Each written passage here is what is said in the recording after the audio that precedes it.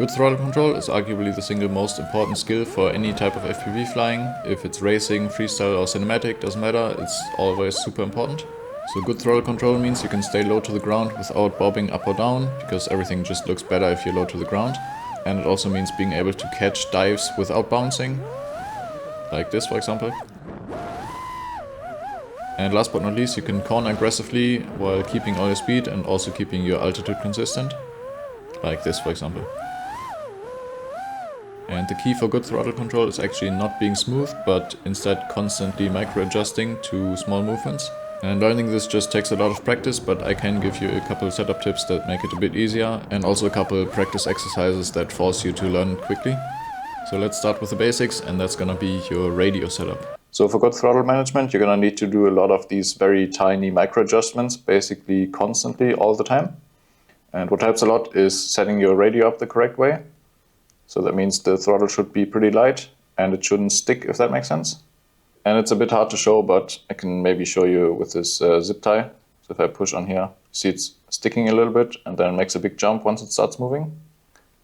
It's still pretty light overall, so it's not that big of a deal, but it could use an oil change soon.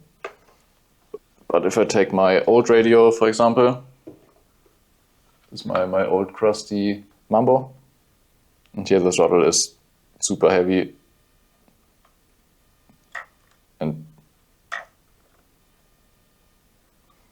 and you can even record a little ASMR.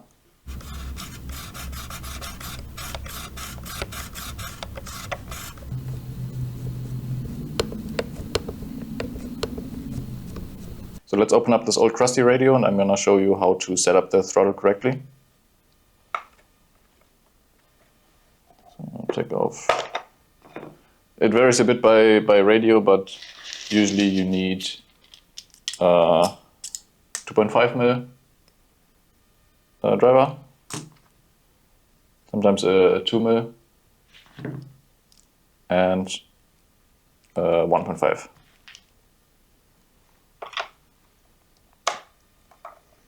So the Mambo has just 4 screws. And for most radios you're gonna need to take out the batteries, but in the Mambo they are integrated onto the circuit board, so you can actually just pull off the shell and leave the batteries in. There we go. And then you need to find out which one is your throttle, so this one. The throttle touches this metal bar here, which is actually what gives it the resistance. And what you're gonna need to do is take your 1.5mm and loosen it. Basically just, now the screw is stuck in here so you can't pull it out, but take that off, and now the throttle is completely loose, as you can see.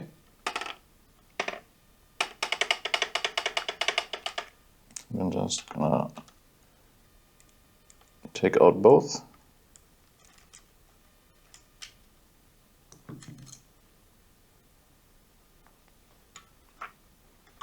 And then you're gonna take a little paper towel or something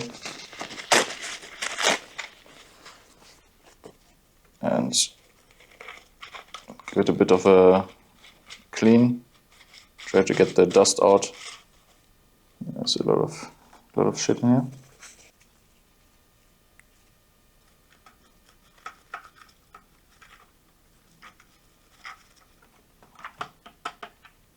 Yeah, that's a lot better. Now it's completely free. And now what you're gonna do, so you're gonna get some grease. So this is just normal grease. Don't use oil because it's too slippery, but grease is just perfect. And what you're gonna need to do is put a very tiny drop under the metal thingy. I'm actually going to use the tip of this zip tie to do it, because this thing is way too big. So very tiny drop. I don't know if it's going to focus, but tiny drop. It's probably already too much, but just put a bit in here, bit in here.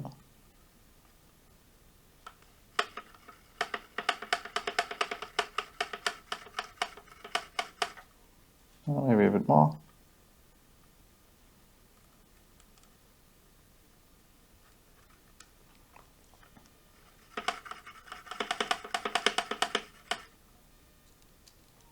And then put the screws back in. And make sure you only tighten the smooth one. Actually, I think the label is incorrect here, because the left one is definitely the smooth one. Until it's just tight enough where the throttle stops moving on its own. This seems about right. And while you're at it, you can also loosen the spring tension on the normal gimbals, because out of the box they're usually quite stiff. Now put everything back together.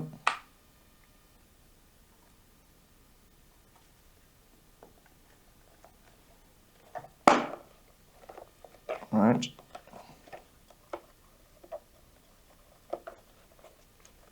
And now put the screws back in.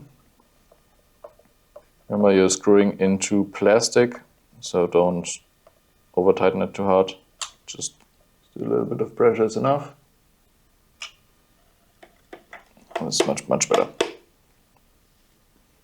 Let's do the zip tie test again. Yeah. Much better. Another important part in your radio setup is that you should be able to reach full stick easily and quickly. So this is 0 to 100% and back. And you should be able to do this quick. If you can't, maybe try some shorter sticks. And actually I can't reach full 100% on these full-size gimbals, so I actually have a little setup in my mixer.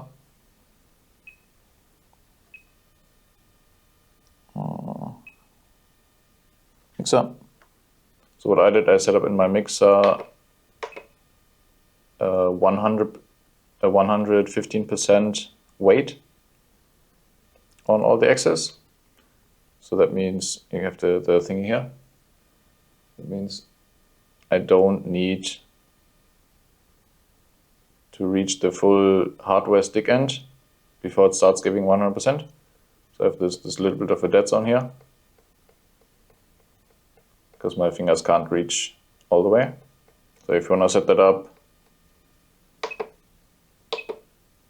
just go into your mixer and set up this weight,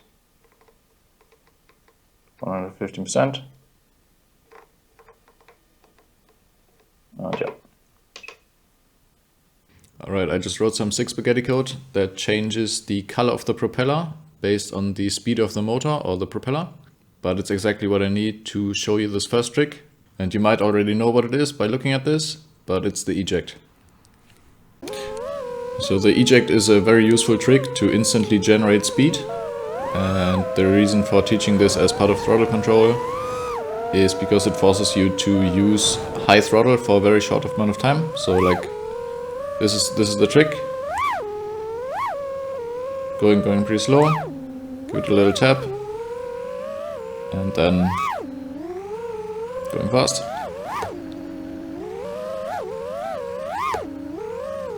So as you can see, it's super useful to get around, especially if you're flying low tilt like me.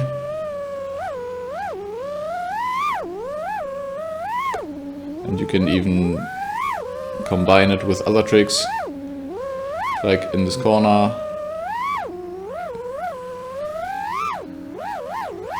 And it's just super useful to flow around the spot.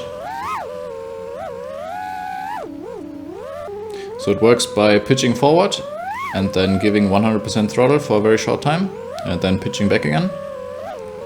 And I can show you it very nicely with the updated trail. So let's fly normal speed. And let's look at the trailer. As you can see here, it's this yellow color, which is like 20-30% motor speed. Then I pitch forward to 90 degrees and give full throttle. And then I get off the throttle again and pitch backwards. So that's the basic version of the eject, and practicing it is just gonna take a lot of time, because as you can see, I'm holding my altitude basically perfect. If you come a bit further, going back a tiny bit, but it's basically perfect. But it's probably not gonna look like that if you are just learning it, and it might look like this, where you either fly too much down and you fly into the ground and then you do like a little bounce, or you might fly up instead if you don't pitch enough forward. So here I'm pulling up too quickly while still on the throttle, and I'm getting a lot of height that I don't really want. So yeah, just practice this until you're comfortable, and it's gonna take some time. You can also try to do it in corners. This is just gonna take some time. But once you learn it, it's an incredibly useful trick, and not only for freestyle but also for cinematic stuff. If you're like chasing a car and you need to generate some speed for a backward shot, you can do this and then turn around and have a lot of speed. So yeah, it's just a super useful trick in general. Okay, next thing that you should practice, which gets you to use 100% throttle, or gets you comfortable with using 100% throttle, is catching dives close to the ground without bouncing up. So let's go in here, or do this split S. Wait for very long, and then you see at the bottom, giving either one or two quick 100% punches. And if you do it quickly, you're really not gonna go anywhere. You're just gonna stop instantly.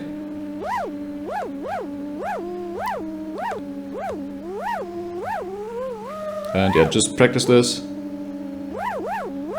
And another exercise you can do is just hover around somewhere and just flip a bit on the spot and try to catch it as late as possible, but without touching the ground and without bouncing up.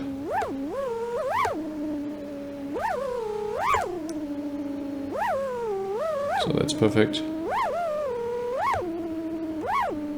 That's a bit of a bounce. So yeah, just practice that. Okay, so now that you're comfortable using full throttle, it's time for the second part, which is doing little micro adjustments all the time. So if you want to fly low, you just have to constantly be moving your throttle. You might think that you want to be smooth, but you actually need to constantly adjust it all the time. So as you can see in the stick cam and in the sound, I'm constantly moving it a little bit. So just find yourself some open empty space, like a parking lot or an empty field or something, and just practice flying low to the ground. And if you can also find something to fly under, like some railings or something, and just calmly fly. And you can see in my throttle I'm actually not being smooth really, but instead I'm constantly moving it up and down, a couple percent all the time. And this just comes with practice. At some point you're just doing it subconsciously, not really thinking about it anymore. So just practice it. It's gonna take some time. Alright, the next trick to practice these micro adjustments is the sideways power loop. So find yourself something like this bridge and just loop around it, try to get super close to it all the time. And once you're comfortable with doing it on a big object, you can find yourself something smaller like a railing or this thing, for example. And this is really, really challenging. It need to be very precise, very quick. Oops.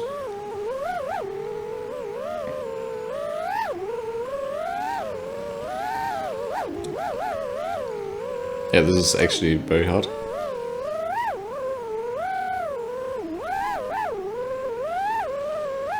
And the last two things you can practice is the hard turn and the full stop from high speed. So find yourself something to turn around on and just come in hot and try to turn as close to the object as possible. And don't forget to do both directions, because you're probably only gonna do the left turn otherwise. And you can also turn it into an orbit.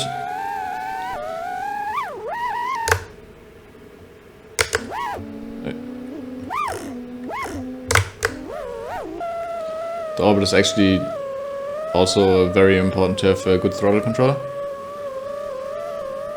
As you can see in my stick cam, it's constantly moving. And I have to be super focused. So a hard turn, orbit, and the hard stop. So come in hot. And just try to brake without bouncing up. Or of course crashing.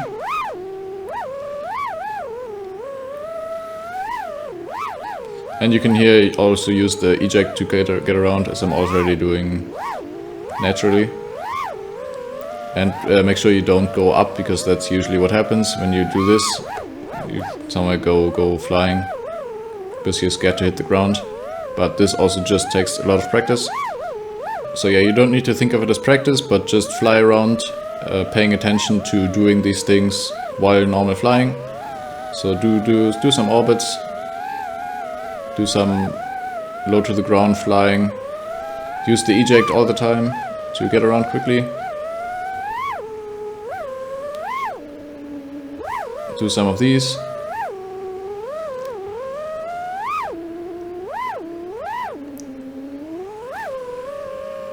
And this is basically just how I'm flying 95% of the time when I'm not recording anything.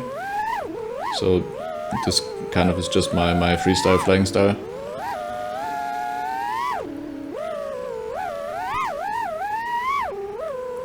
And I can highly recommend using a lower tilt than you're probably using. So I only use 20 degrees of tilt, which allows me to both fly around and look at things and just explore. Because if I was flying 35 degrees, I would probably never find this hole, because I'm always going at super high speeds. And flying low speeds in combination with the eject can be fast, as you can see. Just need to be ejecting everywhere, basically. Every corner, every return, every dive. Just see how I'm always giving a lot of throttle.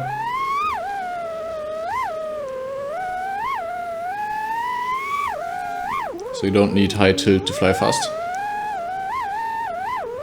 Alright, if you got this far and you're serious about getting better at this, then the best thing you can do is to incorporate these exercises into your normal flying and just fly as much as possible. But that's easier said than done, so the second best thing you can do is practice in the simulator. And it's always gonna be a little bit easier in the sim because there's no wind or battery sag. But just flying 10 to 20 minutes every day goes a very long way to building up that muscle memory. And the sim I used in the video is actually my own simulator. And it's still in early access, but it's really quite good when it comes to physics and throttle control stuff. So if you wanna try it out, there's a link in the video description.